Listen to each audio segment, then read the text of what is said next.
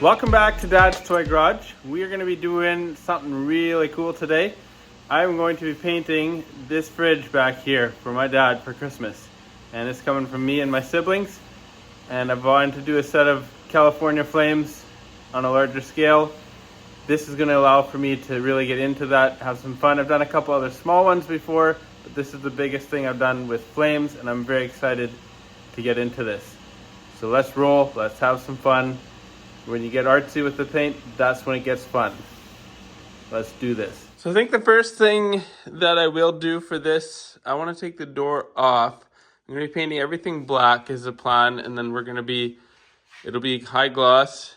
I'm going to do the mask in the front. I think it'll be easier to work with it laying flat on the table. And then I can mask off nicely in here. So we're going to undo the hinges. I pop the covers off. And then what we're going to do is probably do a perimeter masking inside here and on the back of it. And magnet sticks to here, so it's some form of steel, so it is paintable. So we'll scuff it, and then we're going to coat the whole thing in epoxy primer. And then once that dries, we'll hit it with some black. All right, the door is off. I noticed there was some grease on the hinges, so I'm going to clean those hinges and re-grease them later. We're going to degrease this before we start sanding with some Pre-Cleano 900 RM product. I've got the hinges off, you can see here. And what I'm going to do is just take everything out of here that is not going to be needed for this project and put it in this box here for safekeeping.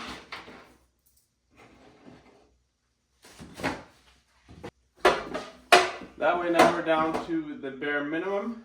I'm not sure if the icebox needs anything, but it's taped tight. So yeah, Pre-Cleano time, then masking. So I've got one of these bottles here with the Pre-Cleano I've transferred in. And I typically have been using shop towels for the cleaning. They aren't lint free, but they work for this. So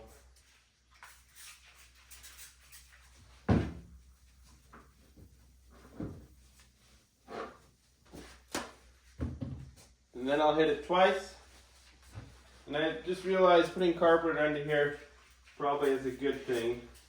And when they picked out the fridge, we talked about getting something with rounded edges. Because back over here, that's my 1955 International Harvester fridge from my wife's grandparents. They got it when they were married.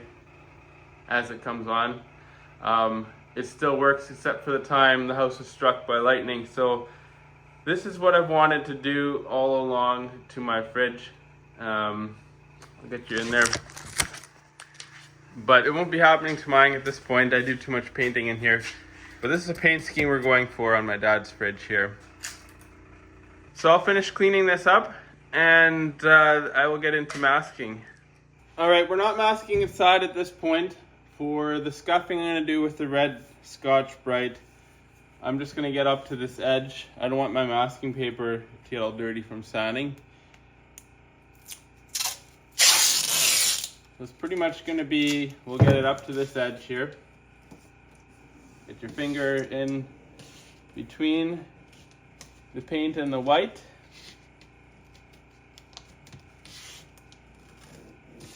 Just like that. Now I can scuff this edge here. I'll do all the way around. I'll do the back side of the fridge that way. Like the back side of this and the back side of the door the same way. We'll do our scuffing. Then we're gonna blow it off, mask it again properly, and then we'll clean the whole thing one more time. Then I go to spray the epoxy primer. So yeah. So for scuffing, I got the Scotch-Brite pad here. And the first thing I'm gonna do is hit all my edges. And I usually use it folded in half. So once the edges are done, we'll get in on the side here. And I'll put gloves on once we actually get into this, just to protect my fingertips. Yeah, that's what's gonna be happening there. Also wear a mask. I could probably spray this without epoxy, put the colors on, but sometimes if this is like cheap quality paint, it could melt this and make it wrinkled, so the epoxy is going to be the barrier for that. If it wrinkles then we have a new problem and it becomes a big project. So, a big unfun project at that point. So I'm going to sand this whole thing and then I'll show you guys when we get back. Alright, I got colors for the fridge project. Picked them up yesterday.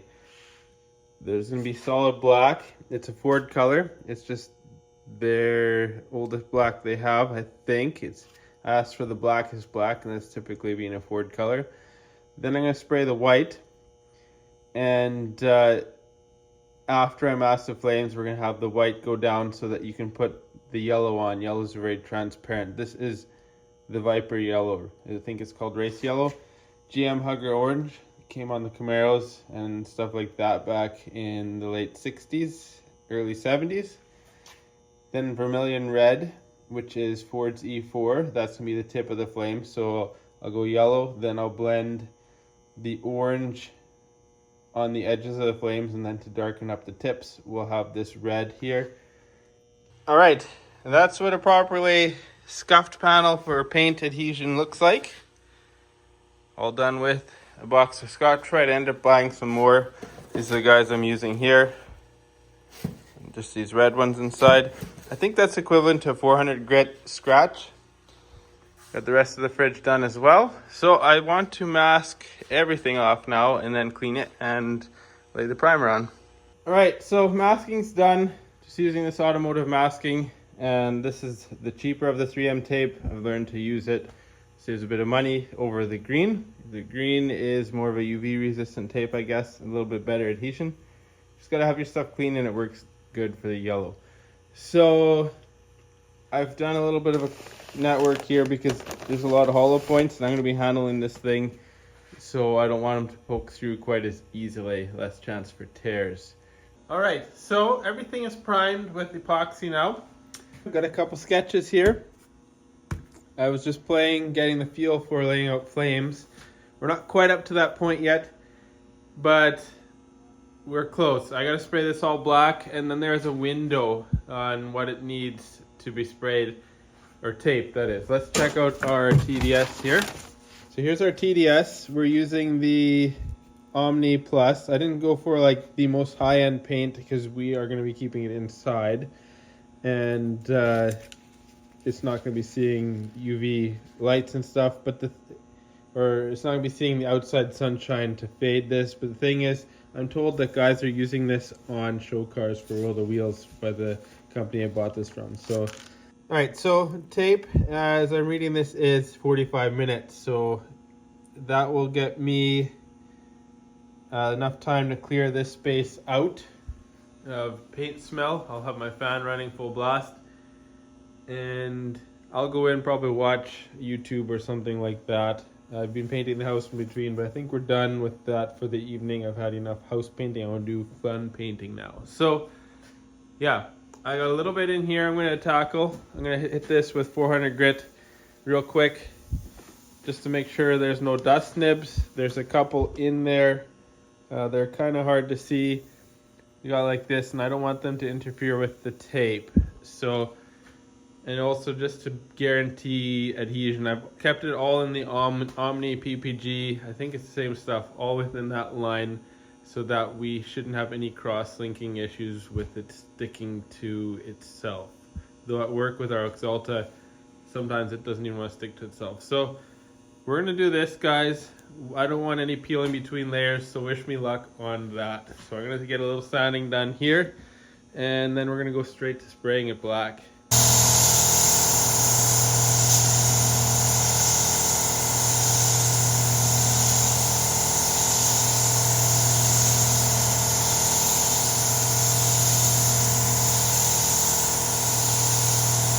Alright, now that the black is done, things will get interesting, and I'm hoping they get fun. This is typically where the fun starts. So I'm going to be masking out a design on here, and we're going to be going for a traditional hot rod style flame, and that's why I went with the solid deep dark black. And we'll mask it off, then we'll go through the colors. I'm going to have a white, base, I think. And then I'll have a yellow, which is a Viper yellow. I think it's called race yellow. Then we will have very faintly coming down from the top of the flames, I have GM Hugger orange. I'm going to be over thinning that, or reducing that so it blends really finely. Then we'll do the same with the red, just to hit the tips of those flames. So I'm using a 1/4 inch blue fine line to lay down the flames graphics, and the paint seems to have really good adhesion. I'm trying to keep them nice and flowing. Sometimes you don't like the line and you start it again. And it's all about keeping the right amount of tension on this tape too. I actually had the Beach Boys going in the background to get me in that old rock and roll mindset. So you probably won't see much of this before I want to have my Beach Boys again.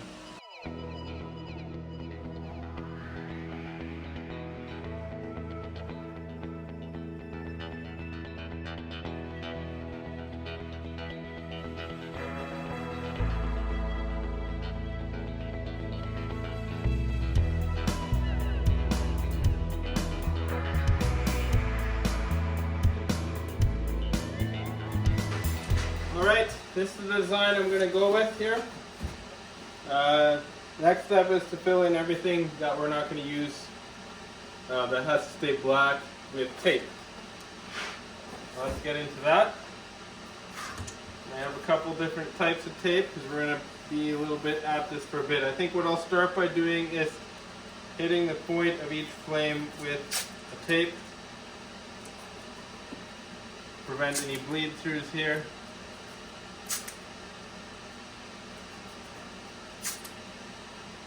And then I'm going to go fill in everything else with tape here. So, this will be skinny to wide.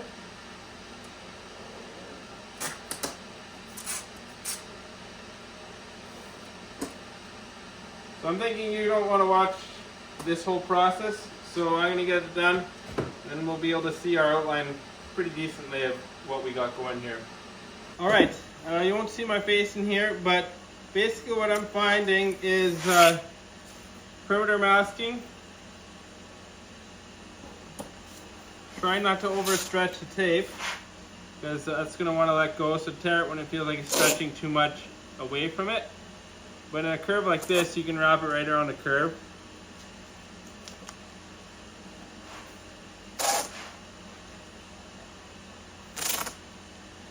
And then try and get it at least 50% onto that blue tape.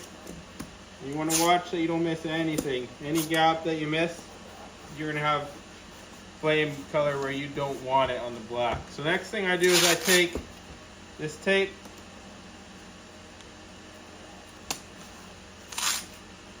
and wherever there's a fold, you want to make sure you're covering that. That's all there is to it for masking, guys. So yeah, you use a lot of tape, but it's the way it's got to be done for this kind of project. You want to be very careful that none of your tape ends up on the flame with any of these little points in there. There we go, one's on there. I'm gonna move it. And I'm going to lock these all down with a couple more strips on here. Rub them down nicely. So I'll finish up, but you get a gist of it there. Alright, first color going on. I'm going to try this without the white. And we're going to mix this at the recommended 1:1 ratio. Because the white I have is, I know Omni and PPG are supposed to be the same brand, but it says it's PPG. I got it at the bargain bin. And I was saving it for the top on my Land Cruiser. But here is the race white. It's a Chrysler color, and I believe the code is PYR. Take a look at this at the OEM code section there, and that's what I'm using here. If you like what you see, that's what you'll want to get. It was cheaper than the Miata NA Miata color. That was pretty much the same. So we're going to put that on now.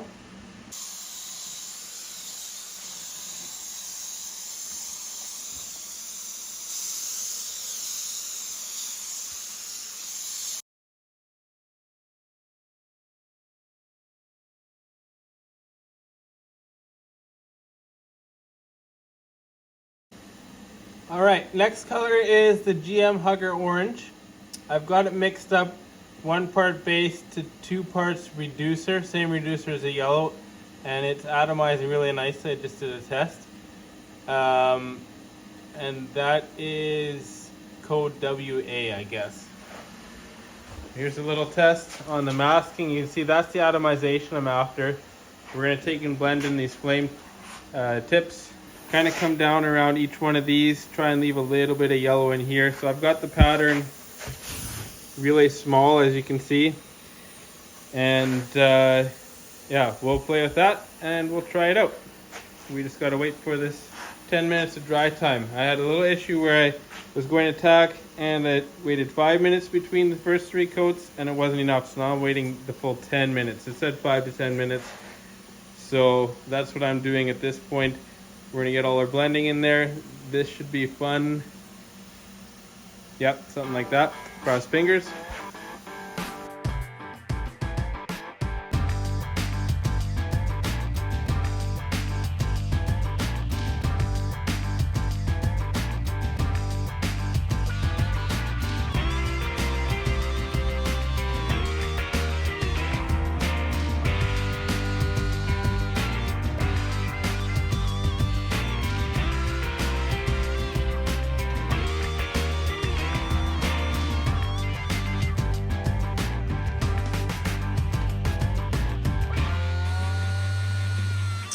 All right, you can see the blend work that I did in here. Should be pretty nifty. That red is what's going to give the big pop to this. That's going to be super duper cool. All right, let's talk spray pattern here.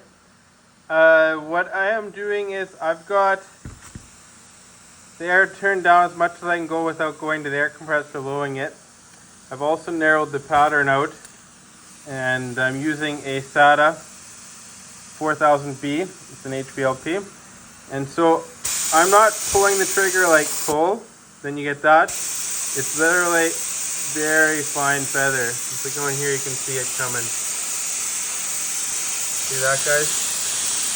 You can keep it really, really light if you need to, which is, we'll blend around those curves that way. It'll add some real pop to our flame. So don't do that, aim for that. Keep the pattern literally like this. Here's our pattern. It's that big. Thumb size, same as my thumbnail. All right, I'm gonna start by darkening these flame tips here, and then I'll come in some of these other areas, hit some perimeters is my goal, and let the orange take more on that side. So should add a lot of depth. We'll start on all the points though.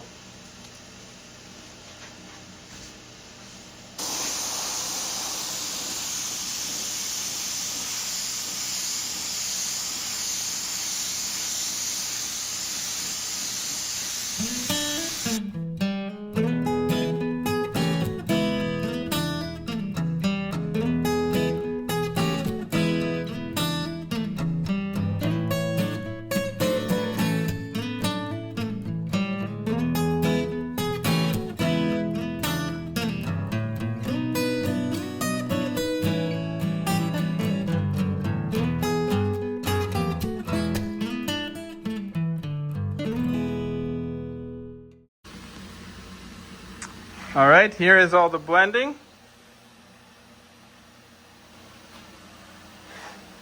You can really see where the orange and the red transition things together nicely. I think I got the right colors for this. We'll let it dry properly, good 10 minutes. I'll clean up my gun and then we'll unmask it. And I'm not sure if I'm gonna do the blue pinstripe at this point. I'm a little afraid of taping onto here and having it not stick. We've had peeling issues at my workplace. It shouldn't, but I think that's probably why they do pinstriping on these things. So yeah, I'm gonna call this good. All right, I'm gonna carefully strip this off. Wish me luck, guys.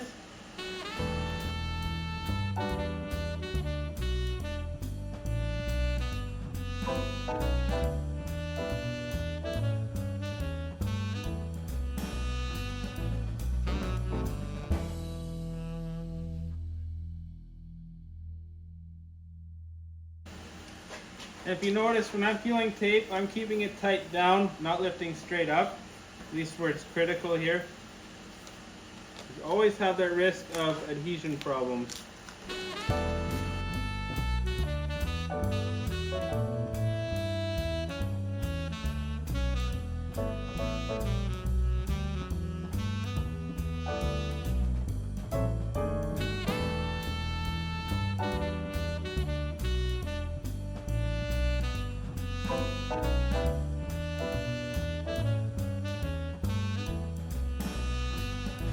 You can see here why you put the dark red tips on, fading to orange. Yeah, that's looking very traditional hot rod. So I'll get the rest of this stripped. I don't think you guys feel like are gonna want to watch the whole thing, but we'll get it stripped, and I'm gonna let it sit overnight and probably clear it tomorrow.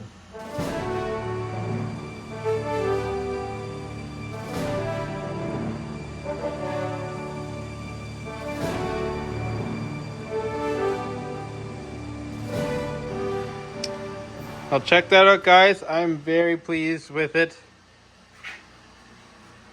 I think actually I'm not even gonna add the blue accent.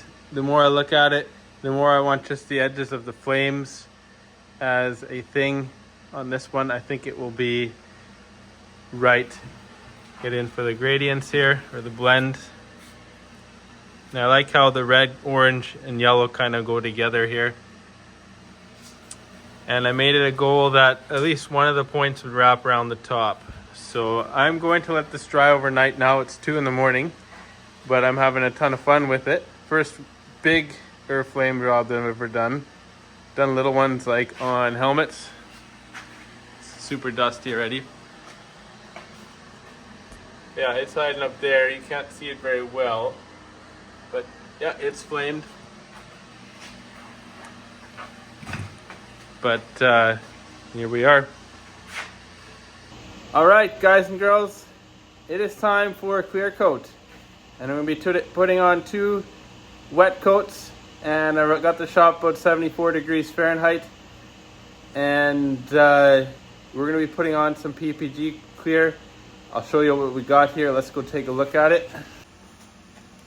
This stuff I've used before on small projects. I really like it. I think most of our slot cars that you've seen in other videos were done with this Enviro base, but it's a high performance, so it can be used as a show car type clear. So we got EC530, then we got the ECH 5075, and that is our hardener. And then we got the 530, it's in that Chromax container. The guy bought it from, did a pour off for me. It's a 530 ECR 85 is the medium, or sorry, the high temp reducer. And what we're gonna go with, they were telling me you can get a bit of a better finish if you take the ECR 85 reducer and you do it at 0.75 instead of 1 part. So it's 3 parts to 1 part to 0.75 is what I'm going to be doing. And yeah, we'll set you guys up on the stand and we'll get to some clearing.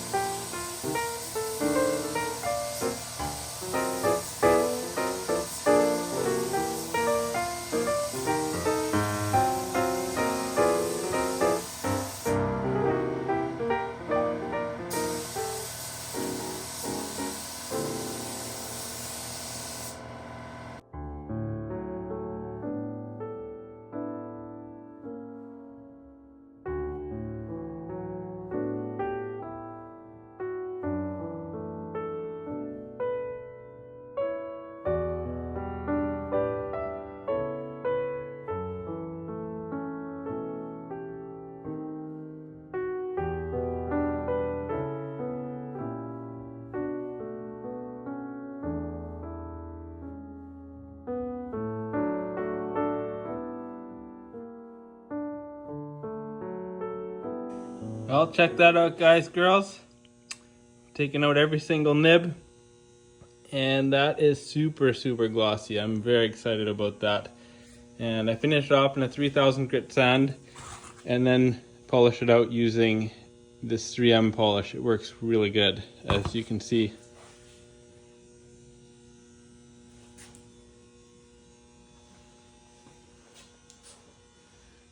But let's check this out. This is the finished fridge. I'm very excited to give this to my dad. My siblings are going to be loading up with some special beverages. And I got the handle on here. I've reassembled everything. So there it is. It looks super. I was jokingly telling my siblings that maybe Dad's gift got lost in the mail because I really wouldn't mind having this in my shop. Let's roll on. Let's have some fun surprising Dad with this.